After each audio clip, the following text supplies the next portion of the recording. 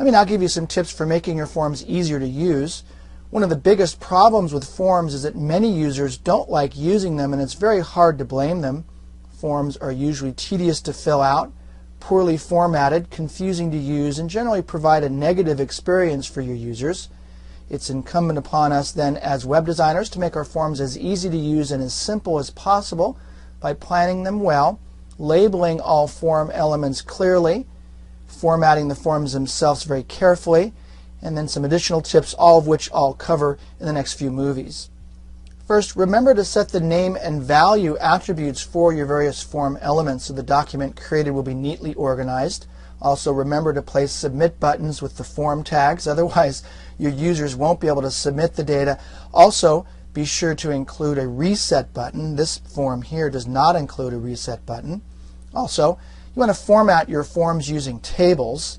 The table element is ideal for formatting your HTML forms. Tables, notice, create even rows and columns that are perfect for lining up labels for your form elements, and then also formatting the elements themselves into neat columns and rows.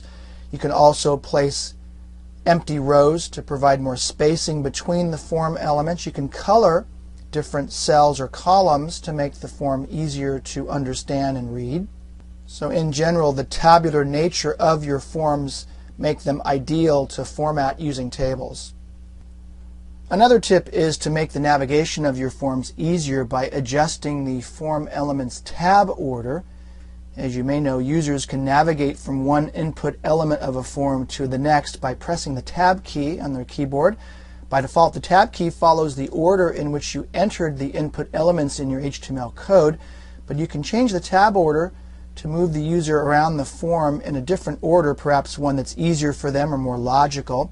You'll set up your tab order here using a tab index attribute. Tab index equals 1 for my first name, 2 for my last name, and then I'm skipping over the computer type and going right to the age by setting the tab index of the age section here equal to 3 right there. So I'm going to skip over some parts of the form. Without these tab index attributes, the user would just go in the order that I've set them out here in the code.